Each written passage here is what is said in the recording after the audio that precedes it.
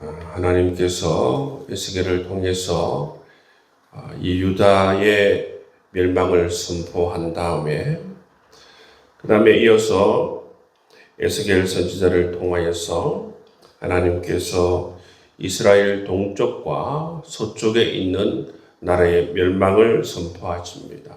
그래서 이스라엘 동쪽과 서쪽에 있는 나라 암몬과 모압과 에돔과 블레셋에 대한 심판을 선포하시고 또 오늘은 이스라엘의 북쪽에 있는 나라 이 두루에 대해서 하나님께서 멸망을 선포하시는 모습을 볼 수가 있습니다. 이 두루가 멸망을 받은 이유가 무엇일까? 심판을 받은 이유가 무엇일까? 그 두루의 죄에 대해서 2절에 언급하고 있습니다. 인자야 두루가 예루살렘에 관하여 이르기를 아하 만민의 문이 깨져서 내게로 돌아왔도다. 그가 황폐하였으니 내가 충만함을 얻으리라 하였도다. 이 말씀이 무슨 말씀이냐 하면 이 유다를 향하여서 만민의 문이다 이렇게 표현하고 있어요. 근데 그 만민의 문이 깨져서 내게로 돌아왔도다. 그가 황폐하였으니 내가 이제 충만하게 되리라. 이 말씀을 하고 있는데 그 당시에 이 유다와 두루의 관계를 좀 이해하면 이 말씀이 좀 더 이해하기 쉬워요. 그 당시에 보시면 이 유다를 향하여서 만민의 문이라고 표현하지 않습니까? 이게 어떤 의미냐면 유다는 그 당시 이 육로를 장악하고 있었어요. 육로라고 하는 것은 그러니까 이 메소포타미아에서 이집트로 나아갈 수 있는 그 무역로를 장악하고 있고 그 통로를 가지고 있는 그 땅이 바로 유다입니다. 그래서 이 육로를 장악하고 있었기 때문에 이것을 통하여서 활발하게 무역 활동을 한 것이고 두로는 무엇을 통하여서 무역 활동을 열심히 했는가 하면 바로 이 해상의 통로를 통하여서 무역의 활동을 열심히 한 것이죠. 그렇기 때문에 이 해상의 통로와 또 육상의 통로를 통하여서 경쟁하면서 무역을 통하여서 이처럼 국가의 이익을 가져갔는데 두루가 뭐라고 얘기합니까? 이제 유다가 망하니까 하는 말이 만민의 문이 깨졌다. 그게 뭐냐면 이제 육상의 문이 없어졌으니까 육상의 이 무역 통로가 없어졌으니까 이 해상을 통해서 자기를 통해서만 이제 이 무역이 이루어지게 됨으로 말미암아 그가 황폐하게 되고 이제 나는 충만하게 되리라. 그렇게 지금 이 유다의 멸망을 바라보면서 내게는 참 기쁜 일이다. 참 잘된 일이다. 우리가 정말 충만하게 될 수 있고 부자가 될 수 있는 그 일이 벌어졌구나 하면서 좋아했다는 것입니다. 이것이 바로 이 두로가 저지른 바로 죄라고 하나님께서 말씀해 주고 있습니다. 하나님의 백성이 망해가는 것을 보고 잘됐다. 내게 큰 이익이 되겠구나. 이렇게 말하는 두로. 두로는 그 말로 통하여서 그 죄를 통하여서 두루가 멸망을 받게 된다. 그렇게 말씀해 주고 있습니다. 이처럼 두루의 죄가 밝혀졌기 때문에 두루의 죄를 하나님께서 말씀해 주셨기 때문에 하나님께서 이 두루를 대적할 것이다 말씀하십니다. 그 죗값을 물으시는 하나님의 모습을 볼 수가 있습니다. 그래서 두로의 죄를 어떻게 물으시는가 하면 3절 말씀에 보면 두로야 내가 너를 대적하여 바다가 파도를 굽이치게 함같이 여러 민족들이 와서 너를 치게 하리라. 그리고 말씀하시는 게 뭡니까? 그래서 성벽을 무너뜨리고 망대가 허물어지고, 또 말하는 것이 4절 말씀에 보면 이 성벽이 무너져서 맨바위가 되게 한다. 여러분, 이 강력한 성벽이 다 무너져서 그냥 맨바위, 아무도 이제 이 성을 공격할 필요가 없는 완전히 허물어진 그러한 두로의 성벽이 되게 할 것이다. 그래서 비유하는 게 뭡니까? 맨바위가 되게 했기 때문에 이 어부들이 거물을 치는 곳이 되게 하리라. 흔적도 없이 사라지게 하리라 말씀하고 있습니다. 이렇게 이제 하나님께서 두로의 죄를 물으시고 두로를 이처럼 심판하시겠다 말씀하십니다. 그리고 나서 하나님께서 누구를 통해서 심판할 것인가? 7절 이하의 말씀을 보시면 이렇게 정말 성벽을 다 무너뜨리고 맨바위가 되게 하실 것이다 말씀하셨는데, 누구를 통해서 이것을 이렇게 하겠는가 하니까 바벨론의 느부갓네살 왕을 통하여서 이처럼 너를 맨바위가 되게 할 것이다. 여러분, 이 두로를 완전히 무너뜨리기 위해서는 굉장히 위력적인 군대가 필요해요. 굉장히 강한 군대가 필요합니다.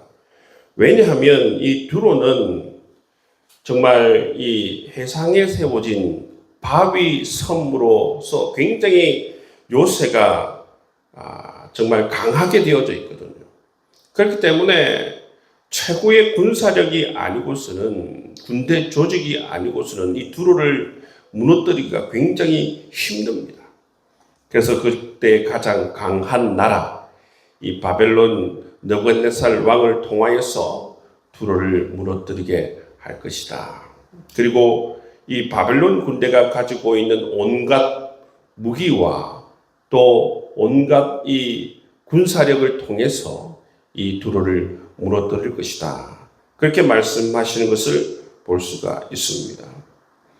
그래서 보시면 8절, 9절 말씀을 보시면 이 바벨론 군대가 이 성벽을 향하여서 사다리를 세우고 토성을 쌓고 방패를 갖추고 공sun태를 가지고 또 도끼로, 여러분 이처럼 맹렬하게 두로를 공격하여서 두로를 무너뜨릴 것이다.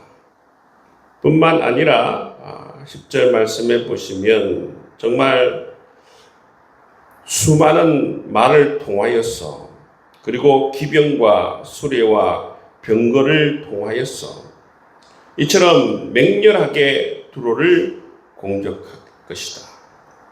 그러니까 이 최고 강한 바벨론 군대를 통하여서 모든 역량을 다 동원하여서 이처럼 교만하고 잘난 척하는 두로를 하나님께서 맹렬하게 공격할 것이다. 역사적으로 살펴보면 이런 강한 느부갓네살 왕의 군대가 이 두로를 얼마만큼 공격하느냐 하면, 몇 년 동안 공격하냐? 13년 동안 집요하게 공격해요. 13년 동안 공격했다라고 하는 것은 이 두로가 정말로 강한 그러한 성읍이었다라는 것을 우리가 알 수가 있습니다. 그만큼 공격하기 힘든 그러한 도시와 나라였다라는 것입니다. 그럼에도 불구하고 하나님께서는 맹렬하게 두로를 공격하여서 끝내 무너뜨리는 모습을 볼 수가 있어요. 그래서 이 바벨론에 의해서 심판을 받고 두로가 어떻게 됩니까? 11절 이하의 말씀을 보시면 두로가 심판을 받은 비참한 모습을 나타내고 있는 것을 볼 수가 있어요. 말굽으로 모든 거리를 밟아서 이 백성들은 죽임을 당합니다. 그리고 견고한 석상이 땅바닥에 다 그렇게 엎드러지는 것을 볼 수가 있습니다. 12절 말씀에 보시면 모든 이 재산과 모든 이 상품들이 다 빼앗김을 당하게 되고 성과 집들과 모든 건축물들이 다 무너져 내리고 이로 말미암아 이 노래 소리와 수금 소리가 그치게 되고 더 이상 그 도시에는 기쁨이 없고 기쁨이 다 사라지고 이 요새와 같은 이 두로가 정말 어부들이 그물을 말리는 장소가 되게 되리라 그렇게 말씀하고 있습니다. 아무것도 없이 사라지는 이 정말 강한 성벽과 요새를 가지고 있는 이 두로가 다 무너져 내려서 어부들이 그물을 말리는 장소가 되게 하리라. 여러분 이처럼 비참하게 바벨론 군대에 의해서 짓밟히는 두로의 모습을 볼 수가 있습니다. 이렇게 두로가 망했을 때에 여러분 이웃나라의 반응에 대해서 15절에서 18절까지 설명하고 있는 모습을 볼 수가 있어요. 두로가 망했을 때에 주변 나라 사람들은 어떻게 하고 있습니까?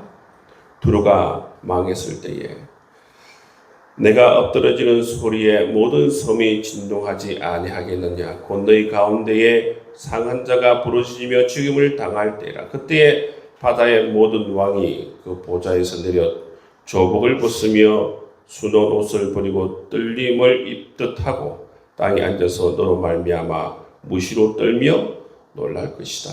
주변 나라 사람들이 크게 두려워 떤다는 것입니다. 그리고 이 두루와 모욕하던 이 해안의 왕들이 화려한 옷을 벗고 땅에 앉아서 슬퍼할 것이고 놀라움과 두려움 속에서 슬픈 노래를 지어 부르게 된다라는 것입니다. 이처럼 두루가 망한 것을 보고 정말 이웃 나라 사람들은 너무나도 두려움 속에서 그렇게 슬픈 노래 애가를 부르고 있는 모습을 볼 수가 있습니다. 여러분 이 두로는 정말 화려하고 그런 번창한 도시였지만 더 이상 번창한 도시가 아니라 어떻게 되어버렸는가. 오래된 무덤처럼 쓸쓸하고 황폐한 그러한 도시가 될 것이다. 하나님께서 이처럼 말씀해 주고 있는 것을 볼 수가 있어요. 두루가 왜 이렇게 결론적으로는 그 성읍이 다 무너지고 황폐한 도시가 되었는가? 처음에 말씀드린 것처럼 하나님의 백성이 멸망할 때에 자기 이익만 생각하고 정말 잘 됐다. 이제 내가 큰 돈을 벌겠구나. 그렇게 이제 말한 것과 더불어서 두로는 무엇을 의지했느냐 하면 정말 이 바위섬, 요새화되어져 있는 이 바위섬, 그 누구도 침공하지 못하는 이 바위섬, 그 지리적인 그러한 위치와 그러한 모습들을 의지했다는 것이 누구도 나를 침범하지 못할 것이다. 그리고 또 하나는 뭘 의지했습니까? 이 해상 무역을 통해서 벌어들이는 이 경제력. 우리가 이처럼 해상 무역을 통하여서 해상을 장악하여서 이처럼 많은 돈을 벌이고 있기 때문에 누가 우리를 무너뜨릴 수 있겠느냐. 이런 교만한 마음. 근데 끝내 어떻게 됩니까? 끝내 두로는 자기가 의지하는 바위로 된 이 요새. 다 여러분 정말 어부들이 그물을 치는 그러한 바닥이 될 뿐만 아니라 그리고 그렇게 의지하였던 이 경제력도 다 무너져 내리는 것을 볼 수가 있습니다. 하나님은 여러분 그가 행하고 그가 생각하고 그가 마음에 품고 있고 여러분 하나님을 믿든 믿지 않든 간에 그들이 생각하고 그들이 의지하고 있는 그러한 잘못된 것을 하나님께서 지켜보시고 이처럼 심판하시는 모습을 볼 수가 있습니다. 그래서 두로는 이러한 죄들 때문에 하나님께 심판을 받는 모습을 볼 수가 있어요. 여러분 하나님께서 이처럼 이방을 심판하십니다. 암몬과 모압과 에돔과 블레셋을 심판하신 다음에 이처럼 두로를 심판하시는 모습을 볼 수가 있어요. 자기 백성인 여러분 유다와 예루살렘을 심판하신 하나님께서 이방 나라를 여러분 심판하는 것을 하나님께서 주저하겠습니까? 주저하지 않습니다. 자기 백성들도 심판하시는 하나님께서 여러분 이방을 심판하는데 왜 주저하겠습니까? 하나님께서는 그 마음을 보시고 정말 다른 헛된 것을 의지하고 자랑하고 교만한 이 두로를 여러분 정확하게 꿰뚫어 보시면서 그 죄를 물으시고 심판하시는 모습을 볼 수가 있습니다. 여러분 이 세상에 살아가고 있는 모든 사람들, 모든 나라들 하나님을 경외하지 않고 하나님을 믿고 신뢰하고 의지하지 않고 이처럼 교만하게 여러분 그렇게 살아가는 자는 끝내 하나님의 심판을 받게 된다라는 사실입니다. 여러분 우리가 이 말씀을 통해서 깨닫는 것은 늘 우리는 하나님 백성으로서 겸손하게 살아가야 할 뿐만 아니라 우리의 살 길은 오직 하나님의 통치를 받는 것이고 다른 것을 의지하는 것이 아니라 오직 하나님만을 의지하는 것이 바로 우리가 살 길이고 축복받는 길이고 은혜 가운데 머무는 길임을 오늘 말씀을 통해서 알 수가 있습니다. 두로처럼 헛된 것을 믿고 헛된 것을 의지하고 헛된 것을 자랑하며 결국 이렇게 망하고 마는 것입니다. 오늘도 살아갈 때에 하나님 안에서 늘 겸손하고 오직 내가 다른 것을 믿는 것이 아니라 눈에 보이는 것을 믿는 것이 아니라 눈에 보이지 않는 나의 창조자, 나의 구원자, 나의 선한 목자 되신 하나님만을 그렇게 믿고 의지하면 살아갈 수 있는 귀한 하루가 될 수 있기를 주의 이름으로 축복합니다.